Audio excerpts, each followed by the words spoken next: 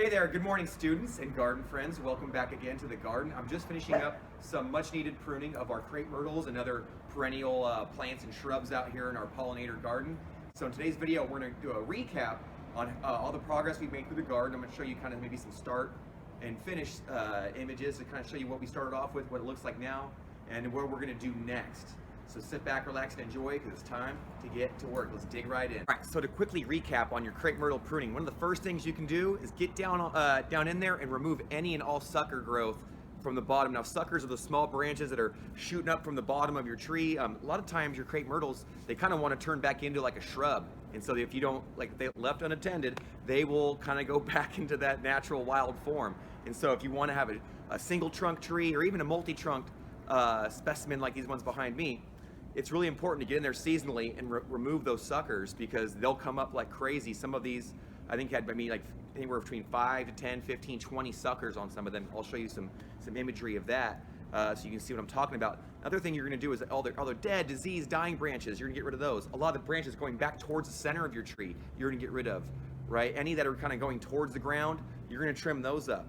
All right, and then you got your thinning cuts and your heading cuts. Your thinning cuts are where you're going to remove a branch where it meets back with another branch. It'd be like cutting my finger off right there. Woo! Ow!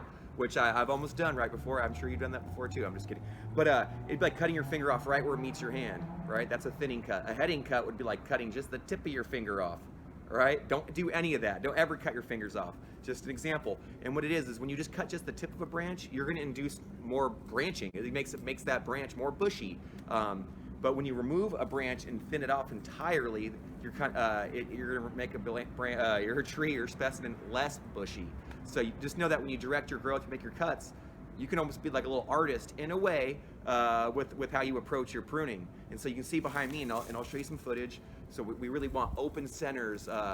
We want really good shape. We don't want branches touching each other or crisscrossing too much. We want them kind of out and up and kind of getting a nice shape. That way air, light can kind of circulate through there, because especially with Crepe Myrtles, you're going to notice if it's moist where you live, or at certain times of the year, like for us it's the end of the summer or early spring actually as well, they'll get powdery mildew, kind of like roses get as well, and a lot of other plants as well. It's a gardener's nightmare, right? It looks when your leaf gets these like weird little white powdery substance all over their leaves. It's not normal to that plant, and that's a mildew growing over it, and so you need to address that with usually a fungicide or something of the like. And we do that, and it's easy enough. But a lot of that you can avoid it. You can save yourself money on wasting sprays if you don't need it, so that way you can save those sprays from when you absolutely need it.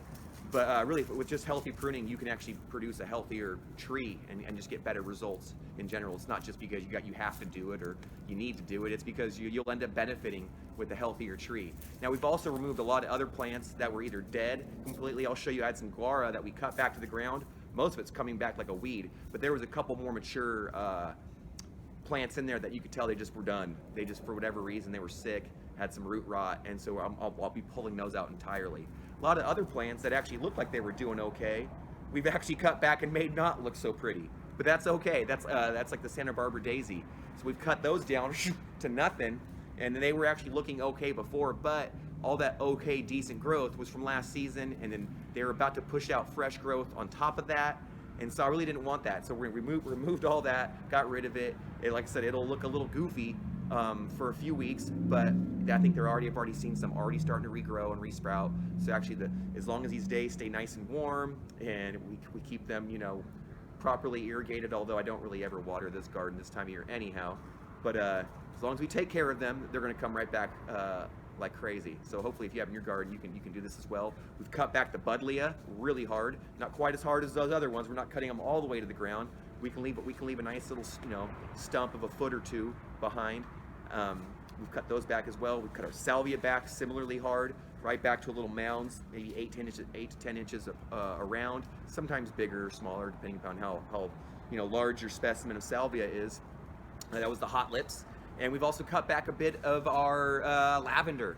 which kind of needed it. Although I didn't want to cut it back too hard, and I didn't cut it back the same as the other plants I just mentioned, because our lavender's evergreen, and it's also a perennial, and it lives from year to year to year. But it's about ready to bloom real hard. It's probably like one of the first ones in our garden to really start producing blooms in the spring. And they're actually probably in the image behind me. You might even be able to see some blooming like crazy. And so they do great. So I didn't want to prune them too much. On them, what I did is I got in there and controlled any growth that was kind of where the garden was growing outside of its normal limits, kind of bring it in, and then remove basically any dead material. Sometimes the lavenders will kind of grow and grow and grow, and then they'll kind of, the same plant might outcompete its own self, or, a portion of itself, and then an area might die within that plant. If it's dead, it's dead. It's not coming back. So you can get in there, you can remove some of that dead growth entirely, and I'll show you a couple examples of that as well. And then once you do that, then the rest of the plant can usually replenish itself, and it'll fill in that gap a little bit, or at least now you have all that dead growth out of there.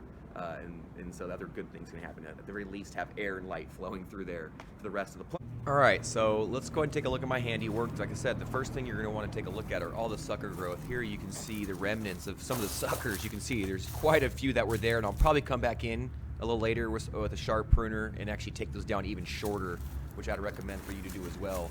You just don't want to be down there tugging and ripping at anything. You want to make nice clean cuts. So you can see the shapes that we've created, nice upward kind of vase-like shapes. You can see we've attempted to do the same thing here with our red buds. And they were growing really well too, but they often, will put out extra branches each year. And, they're suckers, but maybe those are also just kind of more branches that would kind of turn it into a large shrub. So it's not a true sucker probably, but they were unwanted growths. So we kind of pulled those away and cut them out as well. So here you can actually see a nice before shot of the buddleia there growing big and tall, the salvia there as well, and the crepe myrtles uncut. But now we've got the butterfly bush is now cut back, and we probably could have cut it back even shorter. The salvia now is cut down real short, and then you saw the crepe myrtles there have been cut as well. Here's another image from the other side of this landscape, the crepe myrtles, right at the end of the summer and into the fall, all branched out and gangly, but now we've cut them back, gave them some fresh shape, got rid of all that sucker growth. You can see Bearsies in there sniffing around where the salvia used to be overgrown. Now the salvia is cut back. You can see the Gara is now removed. Here I kind of kept this image in here. I wanted to show you a little bit. So this was the Santa Barbara daisy, and then we cut it back real hard, but I wanted to show you it's already growing back. You can see it's already growing back super fast. Same thing with the Gara. The Gara we cut back real hard and vicious-like. Real short to the ground, but it's already growing back. Well, I hope you got to learn a bit today out in the garden with me. It was a lot of fun to have you. I hope you can come back again soon and hang with me, because there's a lot more to do. Now that you've finished up your winter pruning in your landscapes at home, just like we did here, you'll start to notice a lot going on. As you remove a lot of this older growth, you're going to notice other things that they're going to need your attention.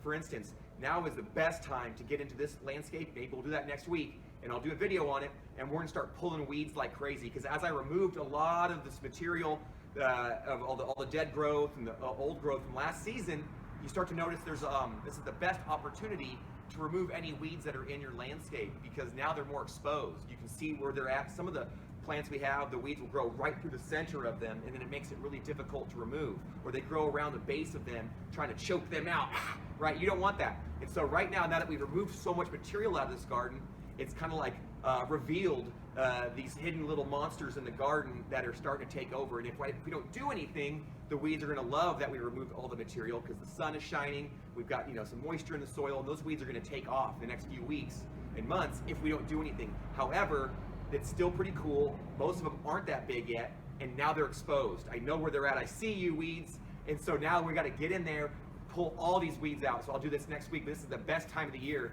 to really get ahead of the season, so you don't want to be battling weeds in the spring and summer and into fall. If you get in there right now after your pruning, we're going to rip these weeds out, and guess what we do next after that? We add a ton of mulch, right? And so after you remove those weeds, it's the best time to also then put your mulch back in there and add any more mulch. If you just need just a little bit, you can go up to your nursery or local garden center or home improvement stores, right? They'll have bags.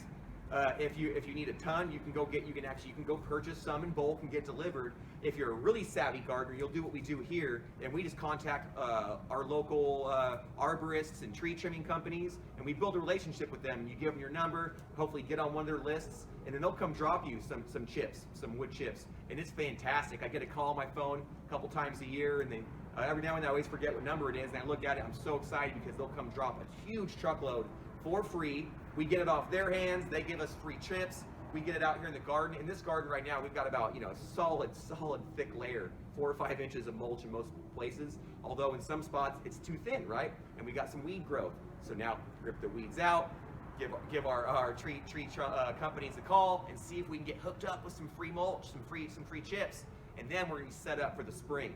All right. So from our garden to yours, let's wrap it up. Happy gardening. Best wishes from me to you. Take care. Bye.